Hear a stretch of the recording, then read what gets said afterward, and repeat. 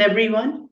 I am Syed Ali Jafri and I welcome you to another episode of the CSSPR webinar series, which aims to bring to you quality discussions on security, foreign policy, and strategic issues. In Thucydides' History of the Peloponnesian War, the Milian dialogue stands out as one of the clearest examples of classical realism. The said dialogue drives home this point: the strong do what they can, and the weak suffer what they must. While seemingly compelling and logical, this characterization of the way in which weak and powerful parties engage with one another is problematic to say the least. If anything, and as the literature on compellence and coercive diplomacy suggests, powerful states find it harder to make these somewhat similar strands of coercion work. Certainly, the pioneers of the concept of compellence, like Thomas Schelling, are right when they say it is more difficult to exact compellence than deterrence. But while the troubles that powerful actors face in compelling the weaker ones are noteworthy, questions abound about what the latter group does. In his riveting book entitled Leveraging Latency: How the Weak Compel the Strong with Nuclear Technology, American international security scholar Dr. Tristan Volpe, and while seeking to ascertain the compellent effects of nuclear latency, Dr. Volpe challenges the central lesson of the Millian Dialogue.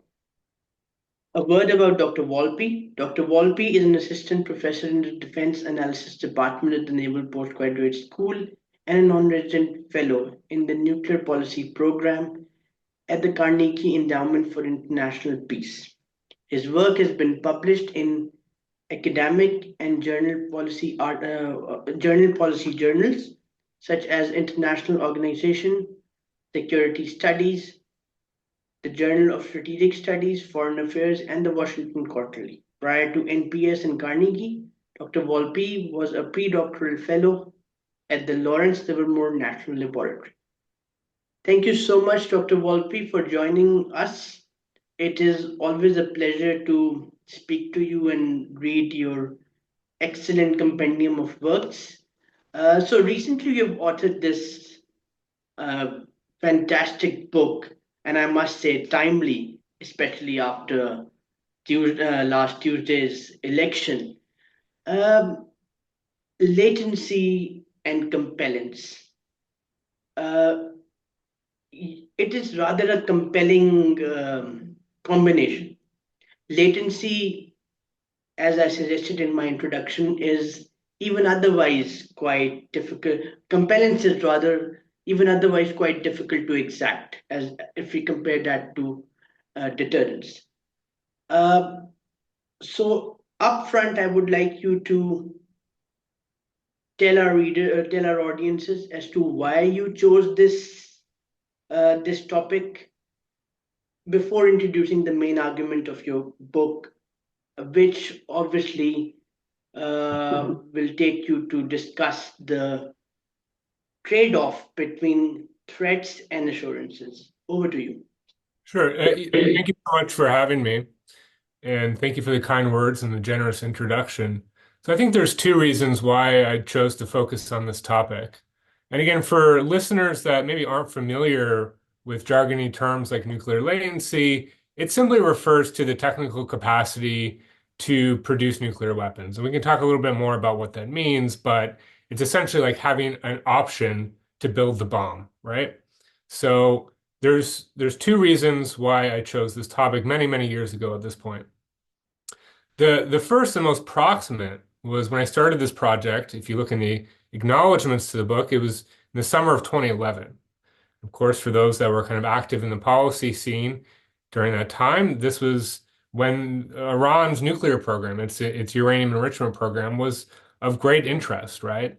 And Iran had mastered uranium enrichment, and it was significantly advancing its stockpile, the quantity and disposition of enriched uranium, which, of course, for those that aren't aware, enriched uranium is useful for civilian purposes, kind of going into light water reactors or different types of reactor designs. But if you keep enriching, you get up to what's called weapons grade, and you're able to take that same fuel and put it into the core of a atomic weapon, right? And so they're in a discussion with friends at the time over the summer of 2011, it just seemed like there was something that Iran was able to gain from having this this growing technical capacity to build nuclear weapons, yet it wasn't really exercised. It wasn't dashing to build the bomb, right? It was being very careful about allowing inspectors from the from the International Atomic Energy Agency in to kind of monitor progress, make sure it hadn't diverted any material to a clandestine program. And it seemed like this was an unanswered question. Like, what sort of course of benefits might a state like Iran be able to derive from having this technical capacity to build a bomb, but not actually having nuclear weapons? And of course, the scholarship and the policy community had answered just a vast array of questions about the costs and benefits of having operational nuclear weapons. But it didn't seem like there was as much at the time about nuclear latency. There had been studies, to be clear. This wasn't like a brand new topic, but it was something that was deserved more attention. And then the second reason is having to do more with the study of compellence. And again, for the audience, there's two sides of coercion, deterrence and compellence. And my book focuses exclusively on compellence. This is basically a campaign that's designed to get a target to do what they otherwise don't want to do, or to change their behavior, or what, to convince them to change their behavior. You're not forcing them, you're not brute forcing them to do so. And so the study of compellence to me seemed also a little underdeveloped in terms of thinking through this interaction between dialing up pressure and making threats more credible, and at the same time, what sort of implications that had for offering that target an assurance that you're not just going to come back and blackmail them again tomorrow or reapply pressure later, right? And to be clear, I wasn't the only one who was thinking of this. There was a number of other scholars who were starting to investigate this tension between making threats and assurances credible, right? But I did think that for nuclear latency in particular, that this was an especially vexing problem for making that sort of strategy effective.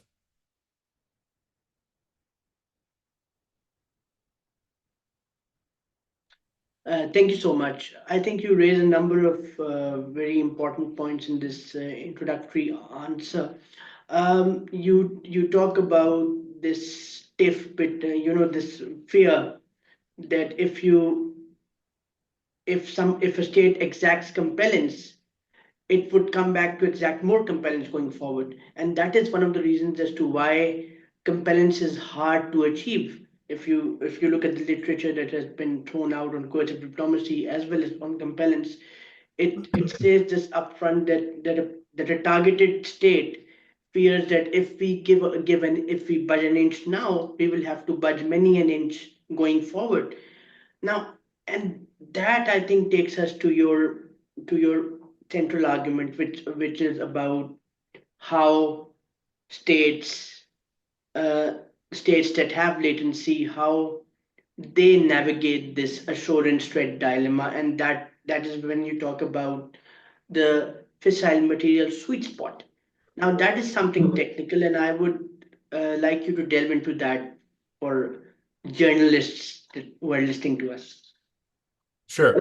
Right. So identify essentially a key dilemma, right, between making your threat to build the bomb credible and your assurance not to do so also believable. And the reason it's a dilemma is that you really need to do both to make coercion effective.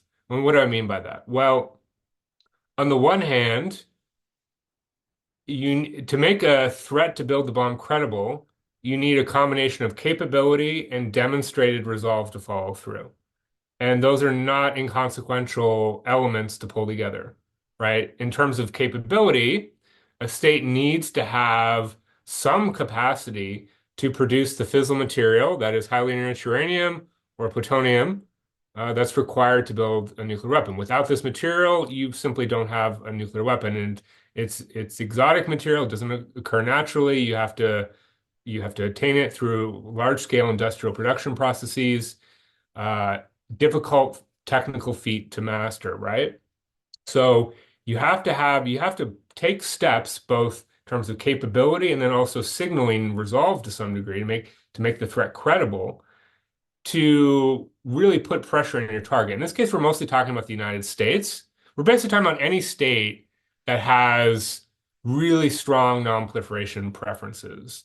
And that's the market for that is mostly superpowers during the Cold War and then increasingly the United States today. Although we could talk about whether that's shifting in the future. But anyway, the point is that if you want to put pressure on a superpower like the United States that's firmly opposed to any smaller country building a bomb, whether it's an adversary like Iran or an ally like West Germany during the Cold War, you need to demonstrate that you actually have the resolve and the capability to do so. Otherwise, your threat is going to be, if you start making proliferation threats based on a hollow technical foundation, you're essentially going to draw the ire of the United States, as South Korea learned in the 1970s when they jump-started a nuclear weapons program to try to put pressure on Washington, yet they didn't really have any fissile material production capability. So you have to kind of take these steps, right? You have to move forward in terms of marching towards the bomb to some degree, right? And you don't have to be explicit or overt about it. In fact, work by folks like Vipin Narang and Eli Levite has shown that states can often kind of invest in nuclear technology under the guise of civilian aspirations because it's fundamentally dual use in nature, right? It has both civil military applications. It's very indistinguishable between those two. So you could say, hey, look, I'm developing a civil nuclear energy program, as Japan was definitely doing in the Cold War. But there are intrinsic weapons applications associated with mastering the nuclear fuel cycle, right? And that can create concerns in Washington. And smart leaders from smaller states can exploit those fears, those concerns, um, and try to kind of use that to wrest concessions from leaders in the United States. The problem is that you have to be very careful about the degree to which those steps that they're taking might constrain their ability to offer believable assurances that they're not going to turn around and reconstitute their nuclear program or maybe resume or decide to pursue some sort of military or weaponization effort in the future, right? And now, of course, you might be asking, well, if a country's just made a commitment and said, "Hey, we're not gonna go nuclear," like where's the tension? Where's the true dilemma here? And the book kind of details and really gets into some of the specific tactics that states need to execute to make both threats and assurances credible. And it tries to pinpoint where some of that tension is, right? And so I don't want to get into too much detail to kind of bore your listeners, but there are specific steps that one takes to invest in a nuclear program that can end up making it harder to turn around and maybe roll back that program because maybe you've given a lot of power to elites who run that program. Maybe leaders have tied their hands to certain commitments publicly. Hey, we're going to master the nuclear fuel cycle for energy reasons, for prestige reasons. We're joining a small elite club, right? Well, that can make it very difficult for a leader to then give up aspects of a nuclear program later, even if they want to. And so the book kind of really tries to pinpoint these tension points that create this dilemma to identify where exactly this dilemma is least severe, right? And the kind of central argument is that there's this what I call a sweet spot amount of nuclear latency that states have, where they have just enough technical capacity to underwrite credible proliferation threats. So it's believable that they could actually build the bomb, but they don't have so much capacity. They haven't taken so many steps. They're not on the cusp of the bomb, whereby it becomes really, really difficult and costly for them to offer credible non-proliferation commitments.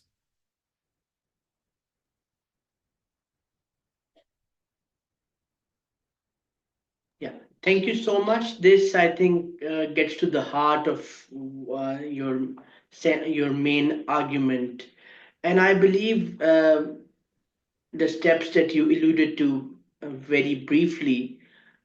I think this idea of activating public opinion and bringing the elite into the equation is very important. And a lot of work, especially recent work, has been done on how everything is an insider's game. I can recall Dr. Elizabeth Saunders, your professor's book on foreign policy, how American presidents navigate the insider's game.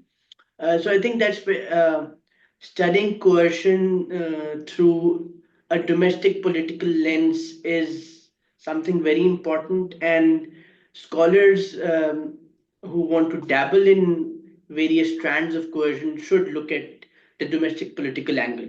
Now, I had to ask this question much later, but because you brought in domestic politics and also 2011 being the start of your project, uh, the starting year of your project, I would like to talk about Iran. Iran, you have dealt with Iran in your book quite befittingly, um, and at one point Iran did gain compelling success when it was caught in the act, so to speak, in 2003. But then later on, it could not exact compellence because the level of latency was much higher. Uh, Now we are in the midst of something very destabilizing. The Middle East is on fire, and nobody knows what could happen under Trump 2.0. Um, Iran is part of the NPT, and it is one of the things that it highlights in favor of it remaining a non-nuclear weapon state. It has exercised latency. It has tried to uh, eke out compelling advantages. But that was way back in 2005 and six, as your book suggests. How do you look at, and with domestic politics a big factor in Iran? Iran, has a dual nature of governance systems. So how do you look at Iran? How will its nuclear program pan out?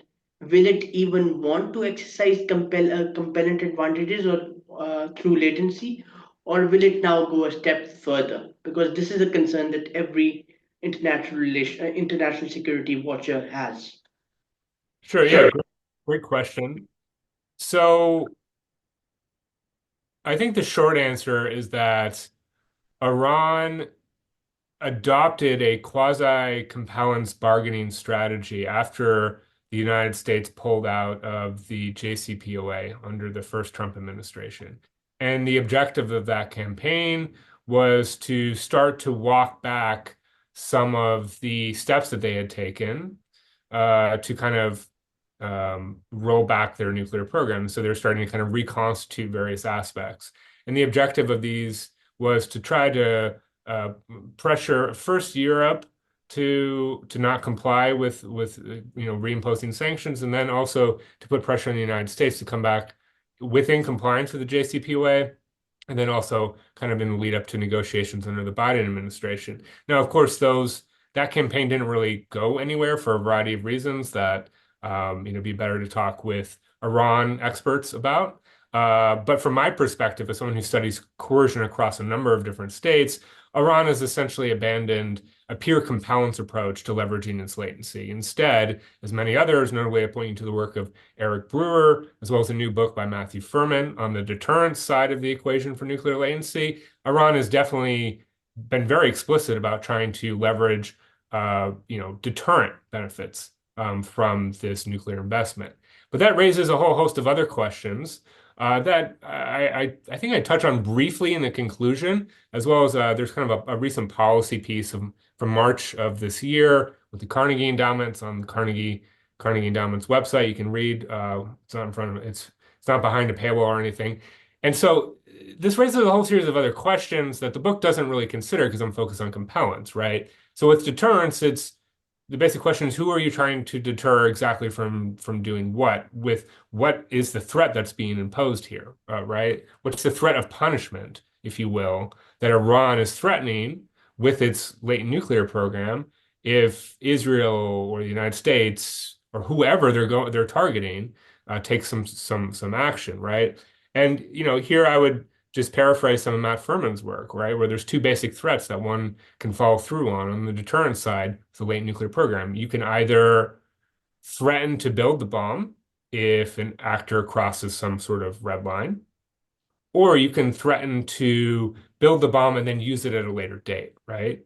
And so it's it's difficult to kind of really tease out in this active environment to what degree Iran's latent nuclear capability is having a demonstrable deterrent effect. Part of that is because it's difficult to measure deterrent success in general, right? Because when deterrent threats, when deterrent campaigns, when a deterrent posture is successful, an actor doesn't undertake an action. But it can be very difficult to tease out why exactly, the United States, for example, didn't undertake some action. Maybe it's because the United States didn't want to, right? And so measuring deterrence effectiveness is in general a very difficult empirical endeavor. Um, and so I think with Iran in its current nuclear program, it has essentially transitioned away from the kind of more traditional approach of trying to bargain and extract concessions from the West in exchange for kind of modulating or dampening its nuclear behavior. And it's now kind of sitting on what I would refer to as an ultra latent capability. Like they have a lot of highly enriched uranium, a lot of fissile material, very short time lag to the bomb, if you will, according to, open source unclassified government estimates. And they're trying to leverage that to, as part of, it's kind of like one capability within a much broader portfolio of deterrent, capabilities that are designed to have a deterrent effect. But from my perspective, it's a little hard to measure its actual effect today. Thank you so much. I think from this answer of yours, uh, it would not be wrong to say that apropos of latency, we have to reverse things. Generally, compellence is difficult than deterrence, but in this case, when you talk about latent capabilities, deterrence I think is more difficult to exact than compellence is, because as you said, what are you threatening the other side with? Okay, if you cross the red line, I will. If you have nuclear weapons, you'll say if you cross the red line, I will attack you automatically. So automaticity is very important in deterrence. But here you don't have something in your kitty.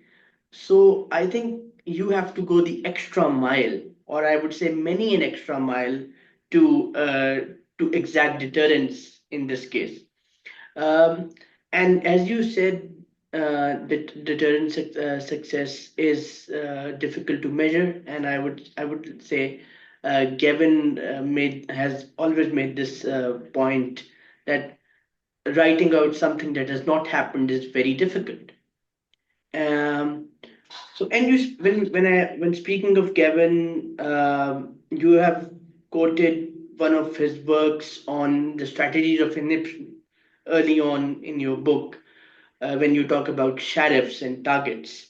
So the U.S., since the start of the first nuclear age, has really been concerned about proliferation. It has, it does not like allies or adversaries to go nuclear, and there are a number of reasons as to why that's the case. Um, do you think that sensitivity is undergoing any kind of change now? Well, it's too early to tell what the new administration in Washington come January, what sort of preferences they will adopt towards nuclear proliferation. So I hesitate to speculate about the future.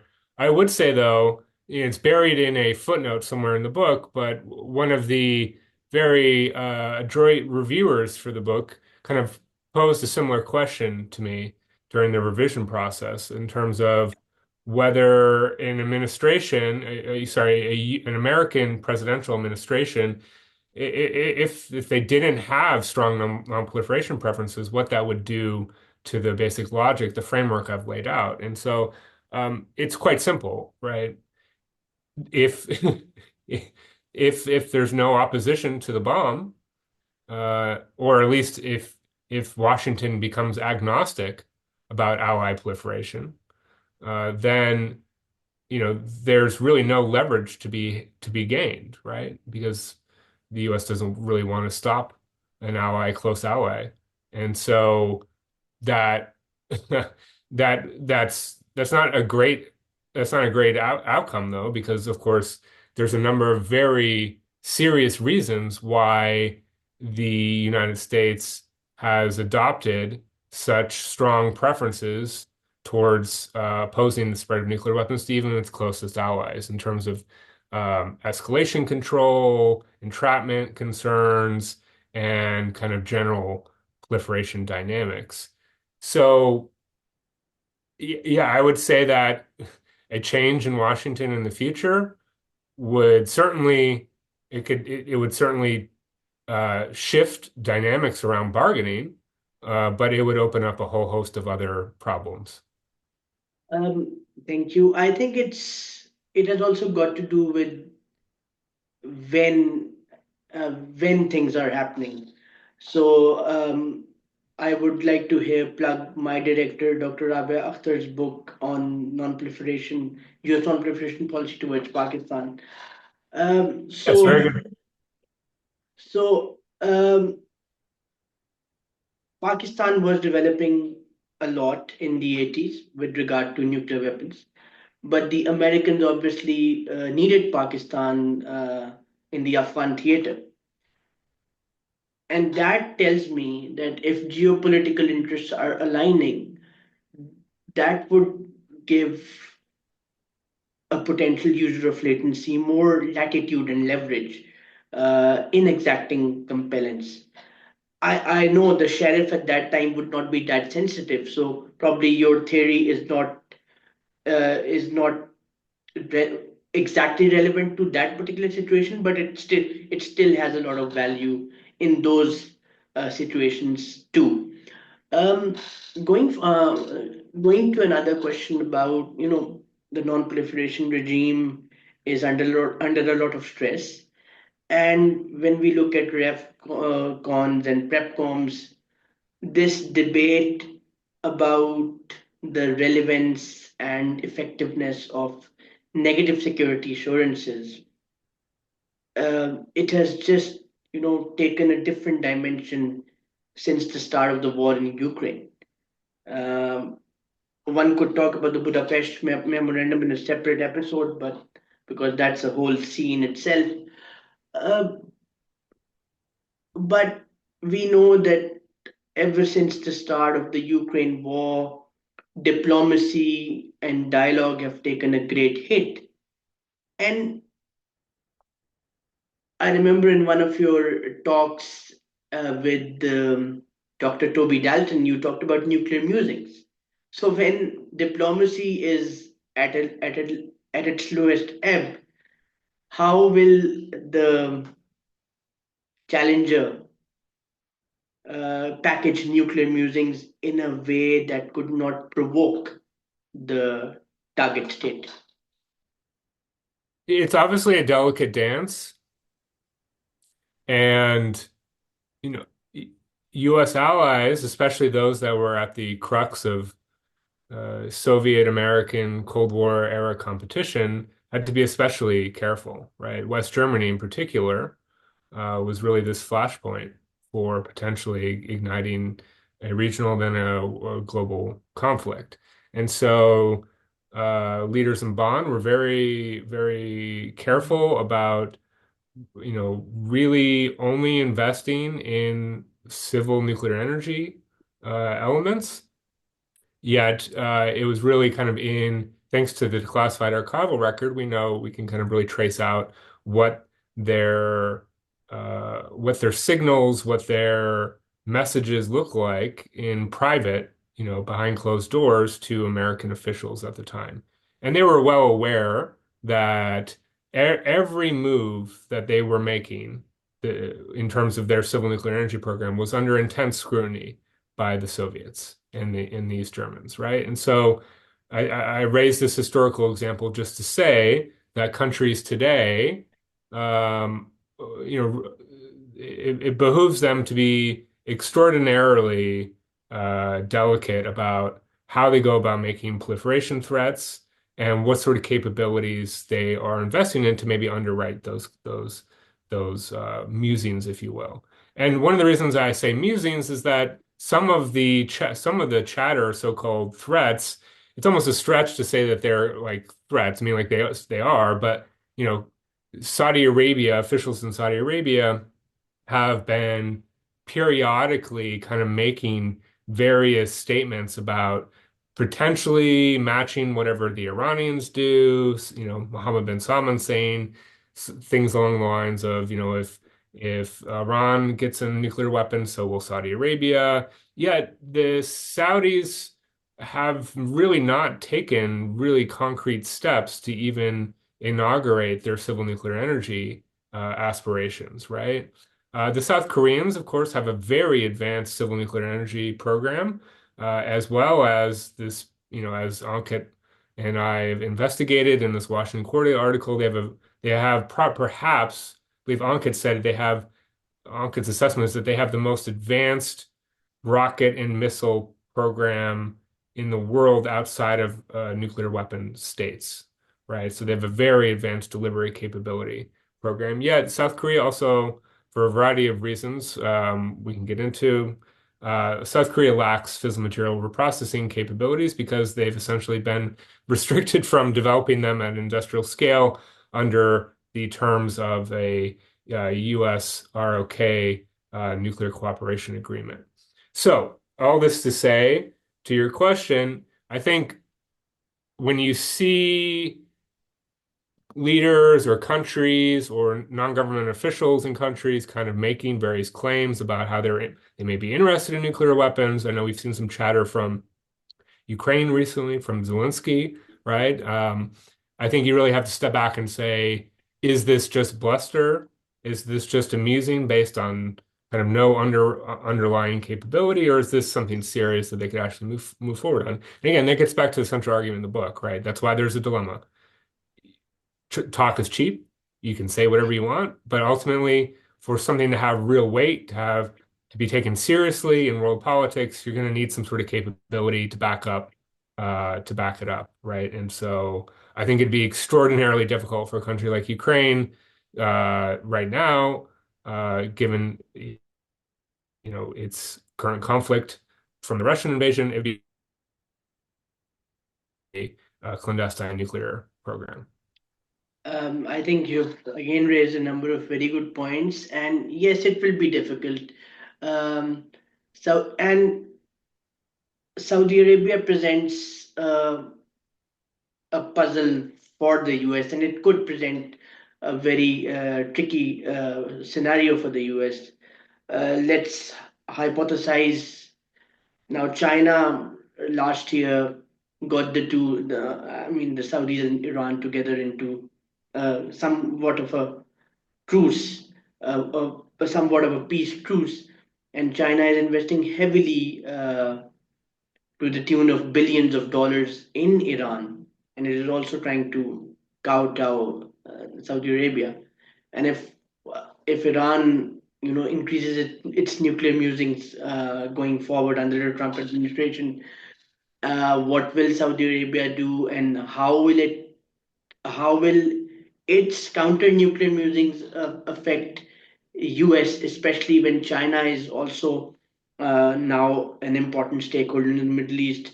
Well, only time will tell, but it unfortunately could become a lot messier for the US. And I don't think currently the US has the bandwidth or even the appetite, if you will, to take on that take on that mess right away. I think you wrote you talked about the Washington Quarterly piece that you wrote with Ankit, and it came exactly a year after the South Korean president talked about, gave that veiled nuclear threat. And after that, a lot happened between the US and South Korea. We saw the Washington Declaration come up, we saw a number of other commitments. But even till date, the South Koreans want more extended deterrence assurances from the US. They want more concrete um, assurances and reassurances from the US, which the US, I believe, is not ready to give. And we do understand that with nuclear weapons in the mix in the Northeast Asian security theater, there is always going to be challenges to extended deterrence. You decoupling is a thing, whether we like to believe it or not. Um, when it comes to choosing between Seoul and Washington, and even Tokyo. Obviously, Washington would be preferred by Washington. So, how do you look at extended deterrence, latency, and this compellant? How do you look at this triton? Well, from a historical perspective, the book details the role that the provision of extended deterrent commitments played in helping to manage some of these bargaining episodes between the United States and its close allies, right? Often what key allies were pushing for was exactly this. They sometimes they wanted certain, concrete policy changes or material concessions, maybe in terms of like trade imbalances or what have you. But also, West Germany, for example, was looking for ways to make the incredible more credible in terms of US commitments to NATO at the time. And, having this sort of card to play, having this sort of leverage, provided relatively weaker allies with some ability to try to shape the direction of superpower policy in terms of what was provided. Right now, did West Germany get everything it wanted? Certainly not. But their role in terms of being able to be part of NATO nuclear policy in terms some of the mechanisms that were established during the Cold War was pretty significant, right? And that's was used as essentially a model for what South Korea was asking for recently coming out of the Washington Declaration, right? So all this to say that extended deterrence is very important. That's something that the United States can provide, but I certainly don't think it's a cure-all for the security concerns that states might have, right? About whether or not another country is actually going to come to their defense uh, in a time of need. And even more, I think we've seen some great research from folks like Lawrence Livermore at the London School of Economics that points out that provision of the extent of like really firm ironclad extended nuclear deterrent guarantees can actually kind of backfire in terms of not, the traditional argument is that it would dampen proliferation incentives in the recipient country like South Korea. But there's some evidence to show that it might actually expose them more and get them more interested and really maybe help them understand or pinpoint what they might see as shortcomings in extended deterrence, make them more interested in fielding an indigenous, fielding their own independent nuclear force, right? So I think it's a difficult kind of calculation to get right, but it certainly has been very important, at least for ally leverage with latency. Yes, I think alliance politics needs to be uh, reframed going forward. Um, it's difficult for a patron to give and talk about actual commitments, because then you have to contend with questions related to credibility. and credibility is not always hard to both create and uphold, um, especially at a time when diplomacy is at a back burner, and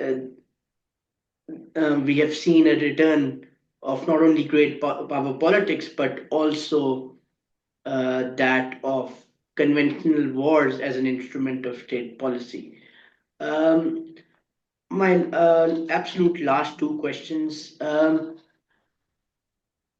So the state that is targeted, and your book mostly obviously talks about the U.S. Um, when when somebody is compelled, especially when a powerful state is compelled, it has reputational damages that we don't know how effective they are, how important they are at the end of the day. China and the US currently are locked in an adversarial relationship which is likely to fester going forward. Um, if, for example, a US ally is successfully able to exact compellence, that the reputation cost would be way too much. So how do you look at this latency compellence equation in light of great power competition? Yeah, so let me offer two responses. First, I think there's a good deal of scholarship and debate around whether there are any reputational consequences from acceding to compelled demands at all. Um, so I don't know that those even exist, and some scholars say they do, some say they don't. So depends on your theory of the case and depends on the evidence. In terms of latency, if I would say that there is very little reputational cost to acceding to demands from a smaller country. And why? Right? Well, if you're a superpower, the cost of conceding to those demands is probably pretty marginal. And in exchange, what you get is a country not acquiring nuclear weapons, which is a huge deal, right? And so there certainly is, I wouldn't call it reputational, but there is a moral hazard, right? Where the United States, by maybe providing concessions to whether it's allies or adversaries that are threatening proliferation, trying to extract concessions, if the U.S. is acceding to these demands, it might incentivize others who maybe have no real nuclear weapons aspirations at all to say, hey, look at what this country just got from Washington. Maybe we should try our hand too. Um, but again, to be effective, you know, to actually be effective, they're going to have to surmount that threat assurance dilemma, which is not exactly easy, right? And if anything, I think that moral hazard is worth it, right? The United States is essentially creating the market for states to kind of out themselves as potentially being interested in nuclear weapons. And then that allows the United States to maybe come and focus on these specific countries and try to get them to take serious concrete steps to recommit or commit themselves to not acquiring nuclear weapons, right? And so to me, the reputational consequences there are I think mostly positive for the United States. Uh, Thank you. I think yes. I would I would still say reputational costs will be an important factor, uh, and a pronounced factor rather, especially when you look at China. Uh, in the issue that you wrote for the Washington Quarterly, there was an article by Taylor Fravel on how China is looking at uh, U.S. response to Ukraine while devising its own policy towards Taiwan. But yes, I agree with the moral has it bit that that's something. If agreeing to a challenger's demand gives you an assurance that the challenger will not go nuclear, that's the deal is worth taking. But then there's another problem, that being that, and you have mentioned that. So if a powerful state has agreed to the demands of a weaker state, the weaker state might be emboldened to put more demand on the table. So that's something that would be an issue for uh, powerful states. And now my absolute last question is more related to your other work on emerging technologies, especially the dual use ones, and their impacts on arms control. I heard you speak at one of the closed door at one of the events a couple of days ago, organized by Harvard. Arms control right now is all but it has all but crumbled, and emerging tech is becoming a very important phenomenon in global politics and international security. Um, is there any way through which these three warring and conflicting parties, come around and sit on the table and at least talk about the threats that emerging tech brings to the table? Brings to the table. Probably not, but I don't really focus my research today on the political side of the political military side of the equation. There's a lot of other great scholars and policy analysts who do.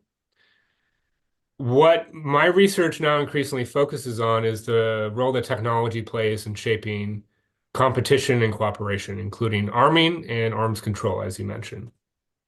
I have, I don't, I know that the field is obsessed with the phrase emerging technologies, or even if you want to go even bigger, emerging disruptive technologies. EDTs. I've never understood these adjectives except as a way to maybe appeal to certain funders, for example. I just think it's very simple. We are interested in the role that technology plays in impacting major outcomes that we care about, whether it's strategic stability, arms race stability, pick your outcome, right? And there's ways to get at answering these questions that doesn't resort to just throwing our hands up and saying, all technology is too fast paced, it's too quote unquote emerging for us to really understand what the impact's going to be. So what I've tried to do, kind of after kind of focusing initially on nuclear technology as part of the leveraging latency book, is I teamed up with another scholar, Jane Vayman at Johns Hopkins SAIS, and we've been really trying to look systematically at attributes that matter for outcomes that we care about. And these attributes can be measured empirically across essentially any technology historically. And we could look at and then also enables us to think about what those attributes might look like in the near future, right? And so the the piece that we have that's been published, which came out last year in the Journal International Organization, really tries to think about two features of technology that play a big role in enabling or blocking arms control agreements.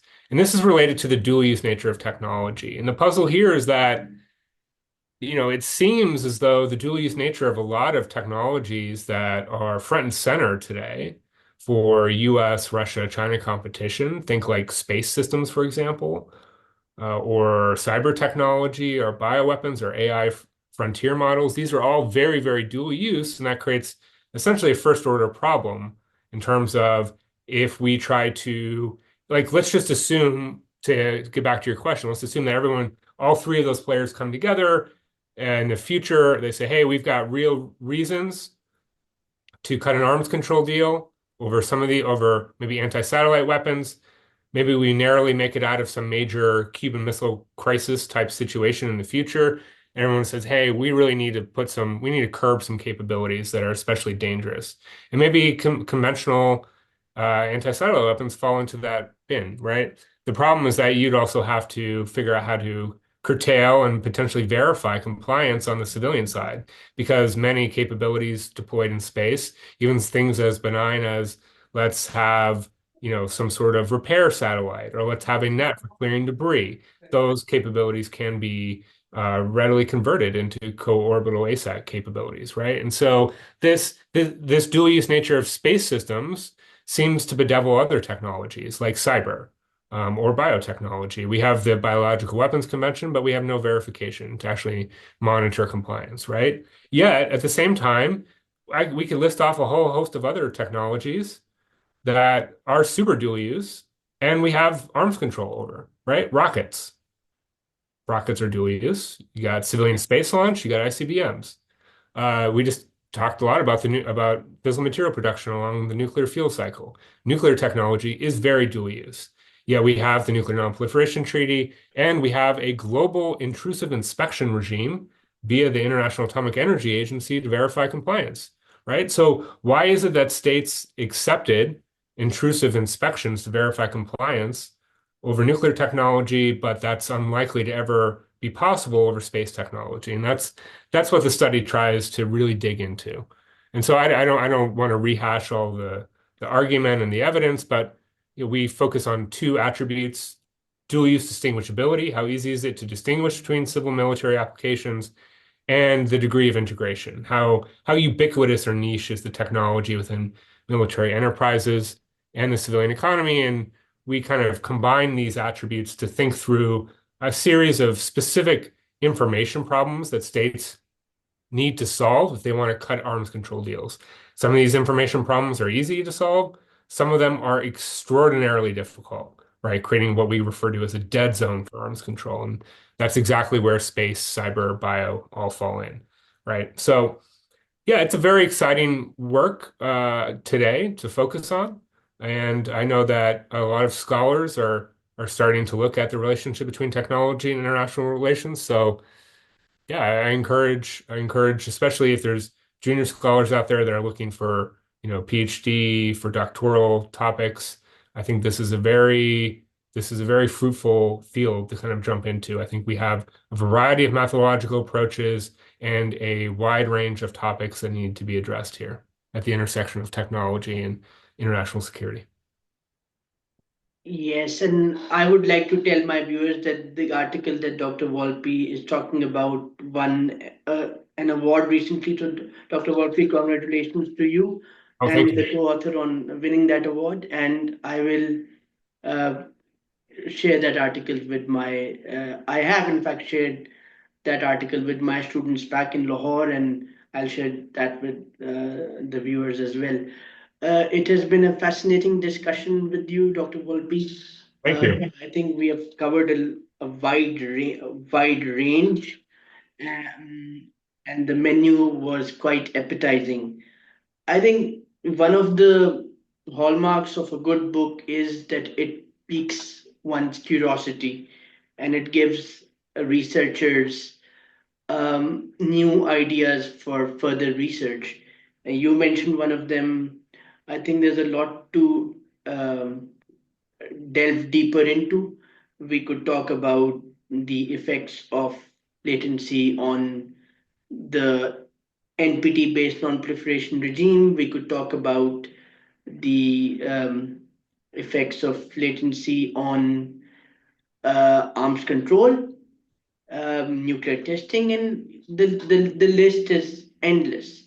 And I believe this, uh, since we are talking about EDTs a lot these days, there is, I think, a need to look at both sides. I think, we are focusing a lot on escalation, but I think dual use technologies in and of themselves do not necessarily spell trouble.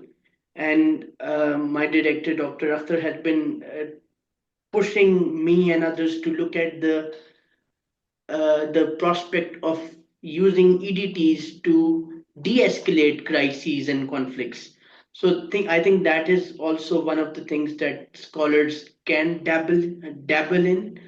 And I think this book is a useful uh, guide for them in that regard as well. I once again thank you for joining us in this conversation.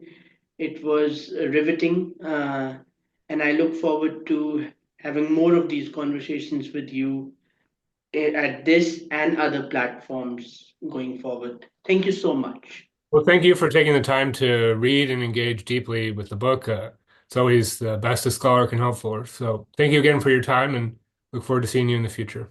Likewise. Thank you very much. That's it from this episode. We look forward to seeing you with another guest, hopefully soon. Thank you.